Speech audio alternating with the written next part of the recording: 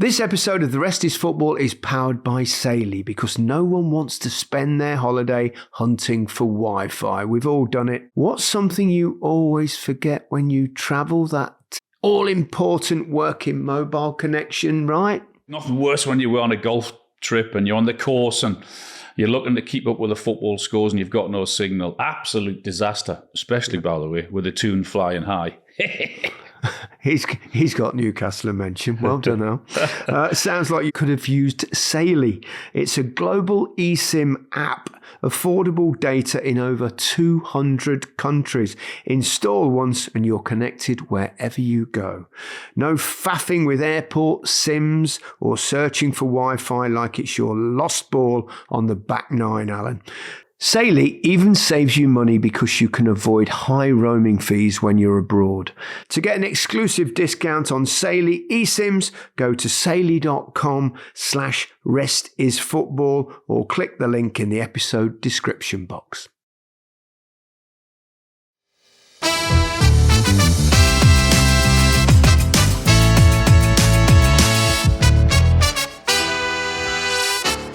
Hello and welcome to The Rest is Football with Micah Richards, Alan Shearer and me, Gary Lineker. We're going to discuss, I think, one of the great games of football. A clash between Barcelona and Inter Milan that finished 3-3. It was, I think, one of the most extraordinary games, made all the more extraordinary, I think, by the way that Barcelona actually play with their mad high line. But were you in the studio doing the game, Mike? I know you were working on it for CBS. Yeah, I was in the studio and we actually thought the Arsenal game was going to be a little bit better, to be honest, because Inter have not really been the greatest of late in terms of scoring goals. Barcelona scintillating up front. So we was lucky, that the PSG Arsenal game, that was the one, wasn't it? And then we went into work Wednesday thinking, this could be anything tonight. It's probably going to be a boring game. And then 2 early goals. What a game of football that was. I didn't expect it at all. They got 2 run back in the side. But it was just a great game for the spectacle. Whoever you supported, you're just thinking this is top level football. Attacking wise, we could talk about the defence a little bit later on, but I just absolutely loved it. Alan, you've got the joy of going to the San Siro for the second leg. I have to say I'm a little bit envious having seen that match last night. I obviously had to watch it last night because I'm lucky enough to be going to the San Siro next week to do that game. So I got ready, laid on the city, and had a cup of tea, and I thought, here we go. I didn't know. I was just hoping for a good game, but I didn't expect what we got. It was just an incredible game with some brilliant performances, which we'll talk about. It was just pure entertainment. The game was. It was just incredible to watch it. Some great moments. Let's start by talking about Barcelona's way of playing tactically, Micah, and please try. I can't. We've talked many times, haven't we, about this incredible high line. But I've seen a lot of high lines in my time, and even high lines where they've not been particularly brilliant when there's pressure on the ball. But they don't care whether there's any pressure on the ball; they still stay really high. Mike, as our tactical genius that you are, obviously, is that necessary, that high line, to play the way Barca play, and because they play very much in the opposition's last third? Could they do that with still being slightly sensible on the high line and dropping when there's no pressure on the ball? Right, so there's a couple of things. Hansi Flick is basically a coach who says, we'll outscore you. Yes. That's basically his philosophy. So I understand why he does it. And for those people who don't really know why someone would play a high line, it's just to cage the other team in. Don't let them get out. Don't let them to jump and press and all the buzzwords people want to use. And they back their defenders in a one-on-one race if the ball is played over the top. But why they go so high, and not just the defense, as a team, is so when they get the ball, recover the ball back, that it's too far for them to run and be hit on the counter-attack. But you do that on the ball. So off the ball, I just don't understand why they do it. So off the ball, they still, like, there was so many times, Inter Milan, I was so frustrated with Inter Milan because I was thinking, you've got pace in behind. Instead of doing this tiki-taka, just kick the ball in and out and get into the race. And if you look at the body positions of the young defenders, well, Kabasi, very good player. We've talked about him many times. Martinez, very good defender, quite quick as well. But they're not set. They actually are not set.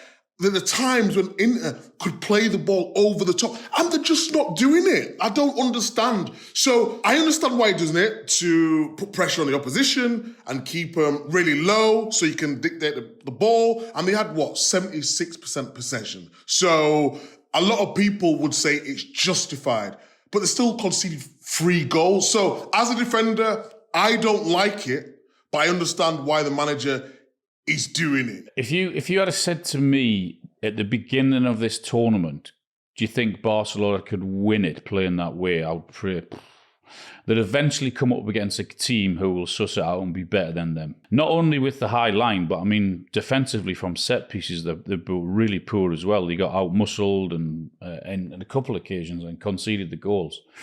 But I mean, with them being so close now, it's brilliant entertainment. It's great to watch.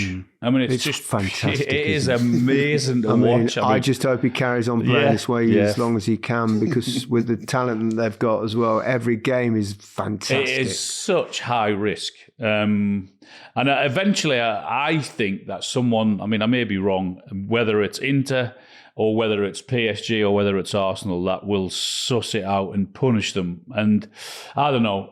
It is incredible. For the neutral, it's brilliant to watch, but it is really, really high risk. He was saying, just to add to that, Alan, we interviewed Thuram after the game, and he said, people might think when you're watching, you can just do that.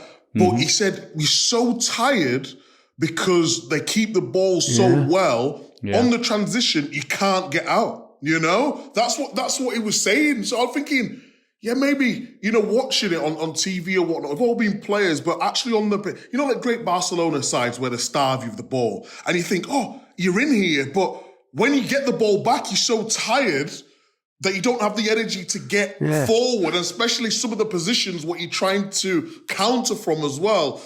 It's just not possible at times. I was the same. I was lying on the city thinking, pass it early, pass it quick. And I'm thinking, because they're stood on the halfway line, and if you get that runner in there, which they were there, but they just couldn't, for whatever reason, as you say, Micah, maybe, we've all been there when you get the ball back and you're absolutely knackered because you've worked so hard to get it, Well, football's an entertainment business. Yeah.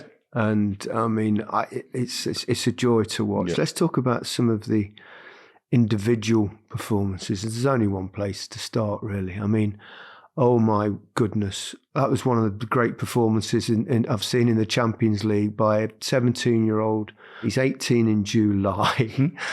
He's already played 100 games for Barca. His numbers are incredible. Just watching him, he goes past players almost as though they're invisible. They're not there. He makes it look so easy to beat a player. His decision-making is almost always right. The ability to cut in and bend in, the little crosses, the little floaty crosses he hits in, he's just extraordinary. I mean, I don't think...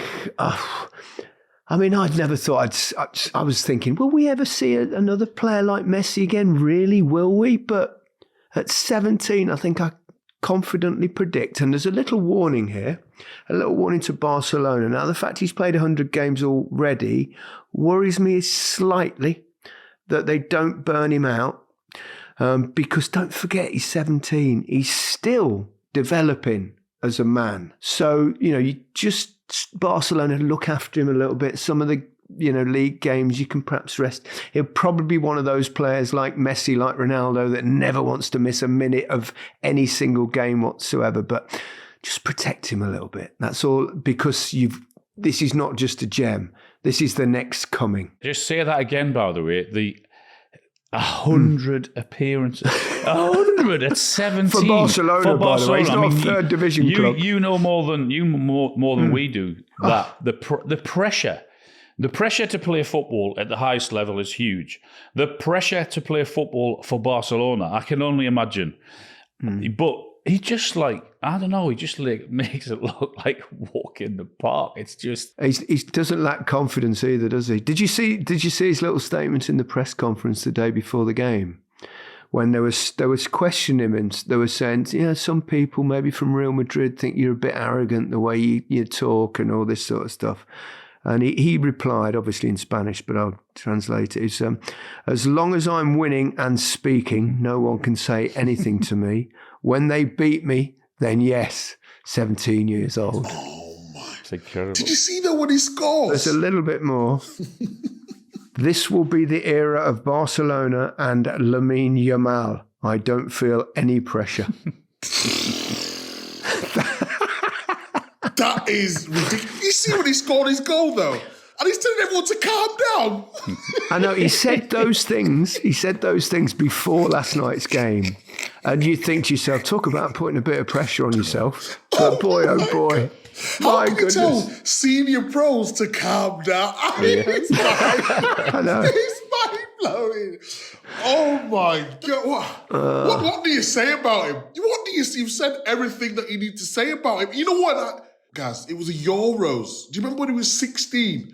Before the final. And then he had that little back and forth with Rabiot. And in the game, he said, okay, no problem. He drops his shoulder and then bends it into the far court. I can't believe. You know what? I like it because he's got the ability, but he's got the arrogance with it as well, you know? I think I'd have an arrogance if I was that good.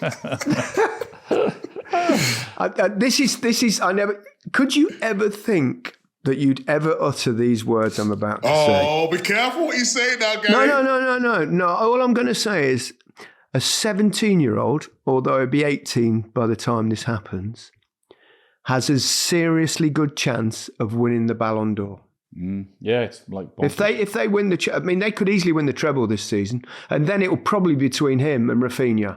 Yeah, agreed. I would say if that happens, and to be honest, the best player at the moment in world football, I think, is Lamine Yamal, and it seems extraordinary to say, but I watch a lot of Barcelona's games. He's incredible. This wasn't a flash in the pan last night. It's happening all the time. No one can argue with what you've just said then, because he's been that good.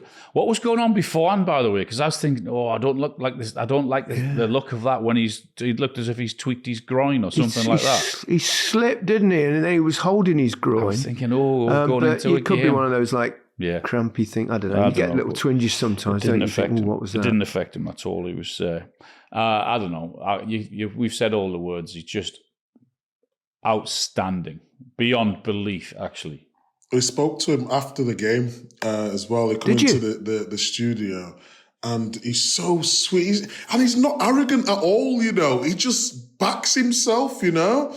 And he asked him who's his favourite on the show. Obviously, he said Thierry Henry. He loves Thierry Henry. But he said on the final, if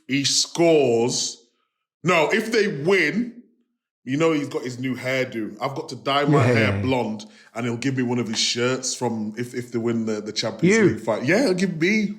That'd pay to see. What about if I dye my hair blonde? On your chest. Full body hair. But you know, a lot of people talk about young players and what they say, and be careful about what they're saying. But he's so assured of himself. He was so confident. He didn't give the basic... You speak English, Micah?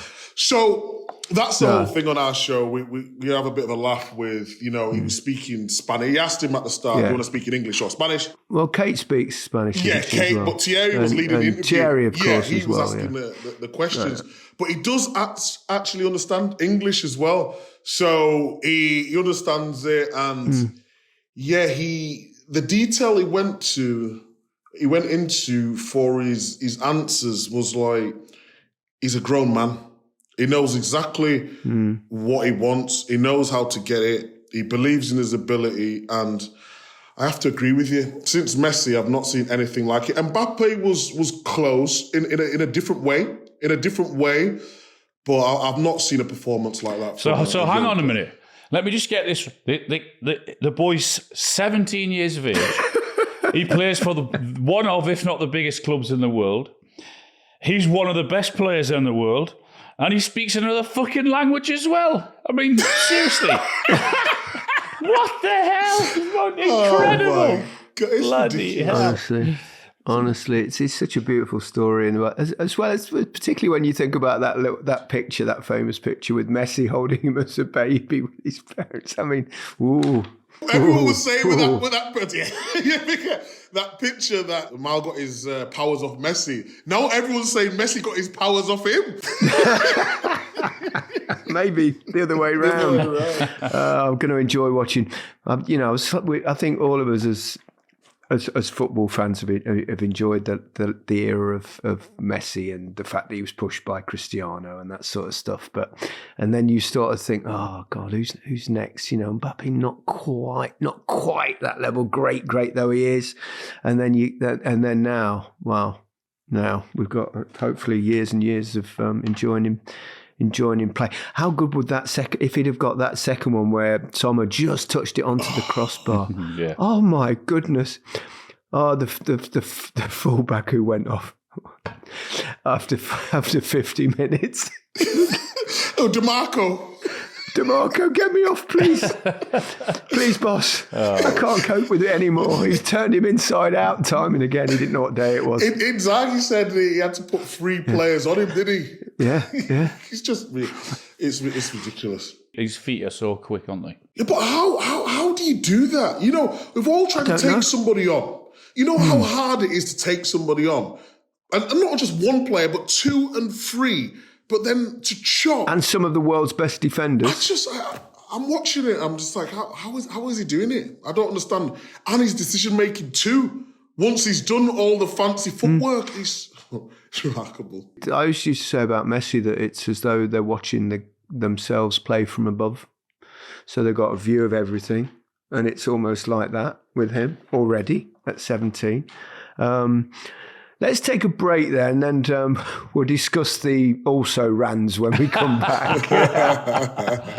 Back shortly.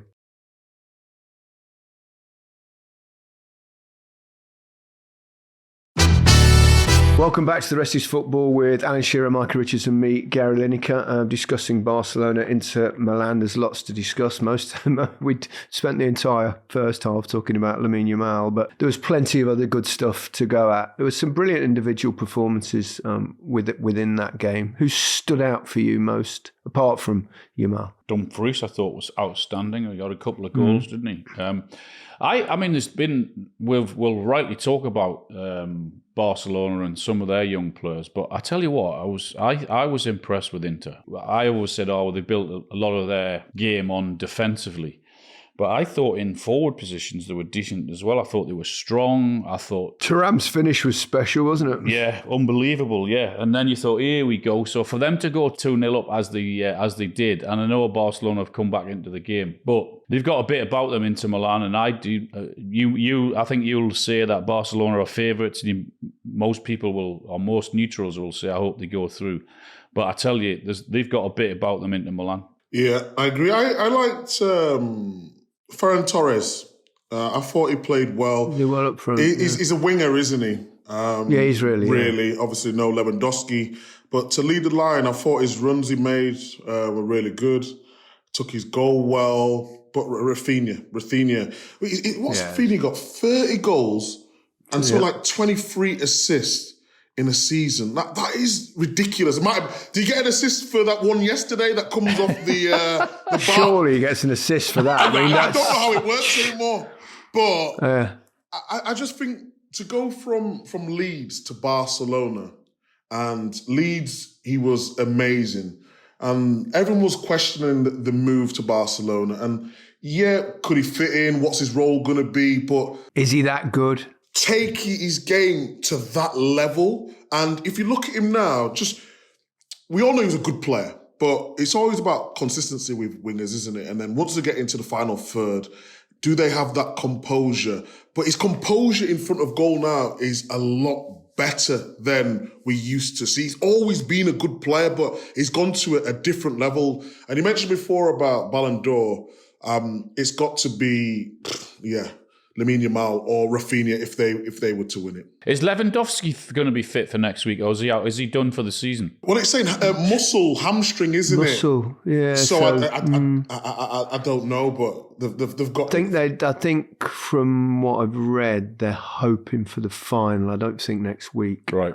You can see why he scored so many goals. I was just about to say season, that. Absolutely. Yeah. Cool. Yeah, imagine playing with those on either side, and then in midfield as well, and even the substitutes they bring on, Fermin and Gavi. Real talented players coming on, so they've got real depth now. It's an amazing turnaround at Barca because obviously 2, 3, 4 years ago, losing some of their superstars, end of an era, the club in turmoil, obviously massive financial problems, so they've not really been able to spend the money, but what comes along, La Masia produces again this incredible amount of players. Well, even beginning of this season, Gaz, I think that when they were signing Danny Olmo, I think they couldn't register him for I don't know, within 12 hours or whatever because of the financial situation. For them to still be in there and doing what they're doing now is because of all the youngsters that have come through. What about the way Barcelona move the ball in midfield?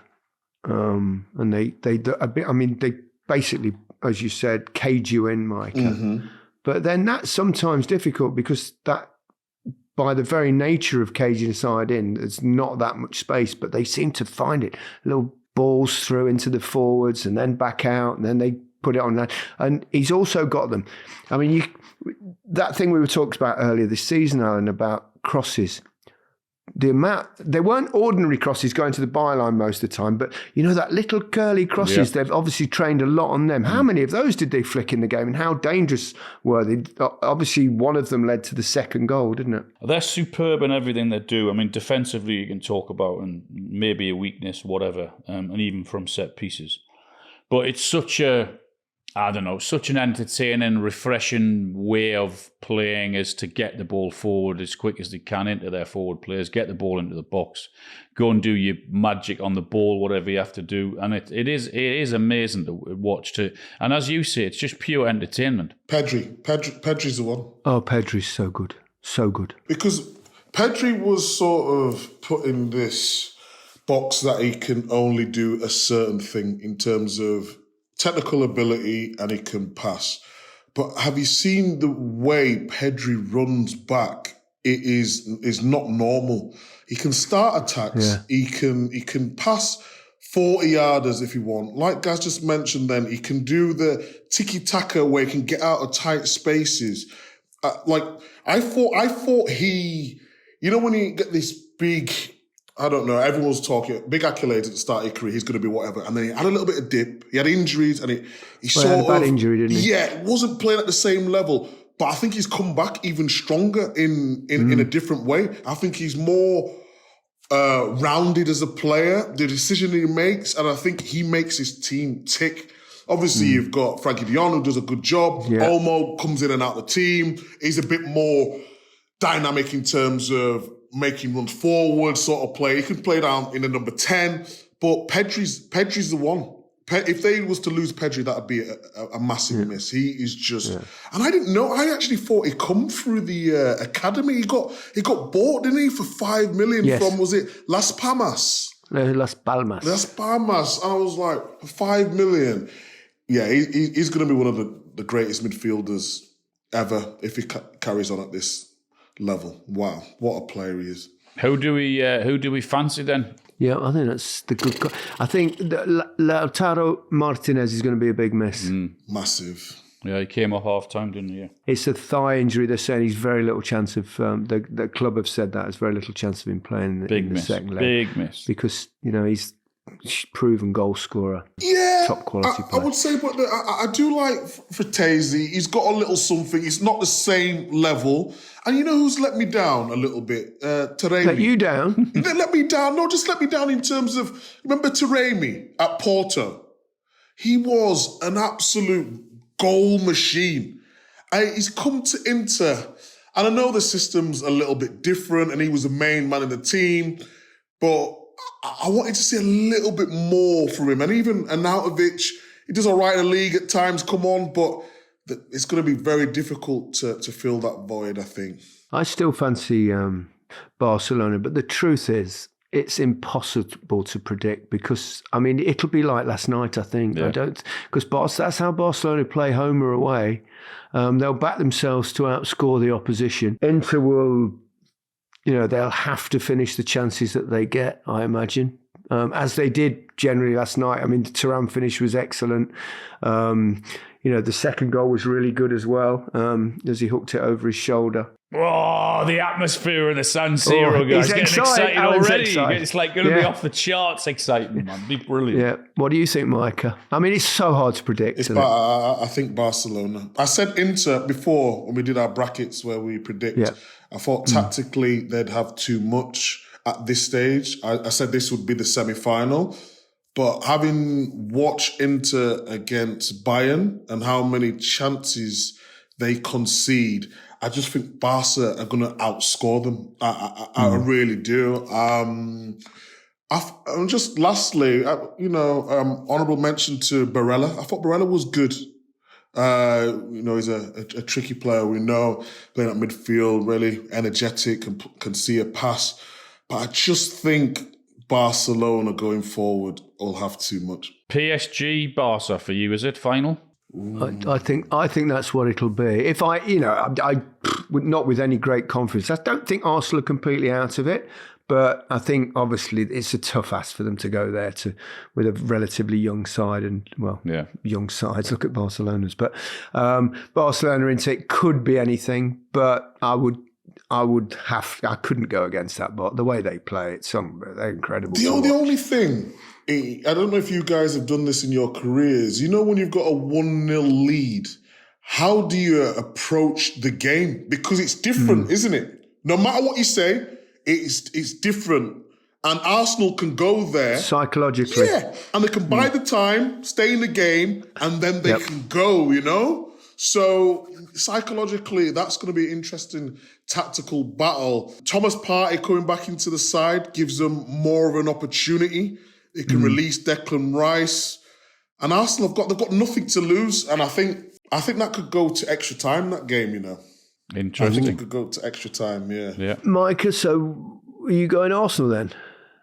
Arsenal-Barca final? I think it's going to go to extra time because I don't think PSG are going to know how to manage the game.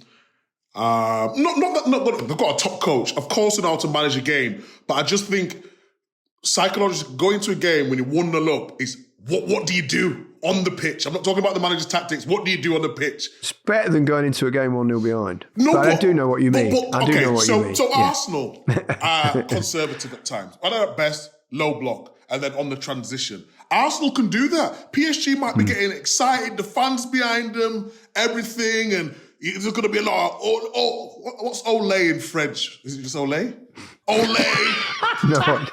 Dembele's going to be cooking. Well, Olé will do it. Olé. What's Olé? Ale. That's what it is. So Dembele's going to be cooking. Doué's going to be cooking. They're going to get ahead of themselves. And they're going to have chances. We know that. And if they don't take them chances and Arsenal can stay in the game, I think we're going to extra time. That is that was the longest answer ever.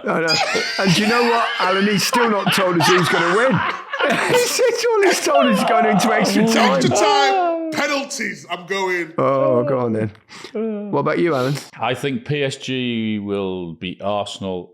And I think there'll be a twist in the Inter-Barca game, but I think Barca will just edge it. So PSG-Barca final. Okay. Something to look forward Absolutely. to. Two what are you going? Football matches. Have you said your prediction or are you just going to sit on the fence? Me, yeah. I've said PSG-Barcelona. I thought you said you'd like to see PSG-Barca. Was that No, I'd like to see Arsenal-Barcelona. Oh, okay. All right. That's what I'd like to see because I'm supporter of English football. Can we just clarify what Olé is in French? Allez, allez, allez! I can't even sing that. I'll get accused of being a Liverpool fan. Brilliant. What a way to finish. But one final thing to mention today, and that's a big congratulations to Millie Bright and the Chelsea women's team for winning the WSL on Wednesday night. Millie, of course, is a host on one of our other shows, The Rest is Football Daily Brightness, alongside Aston Villa's Rachel Daly. Rachel offered a big helping hand on Wednesday night as well, as she scored in Aston Villa's win over Arsenal that gave Chelsea the chance to clinch the title. Make sure you tune into their show next week to hear all about the celebrations. That's all from us today. Goodbye from me. I'm not bringing daily brightness, but the sunshine is out. Goodbye from Big B. Goodbye from me. Have a great weekend.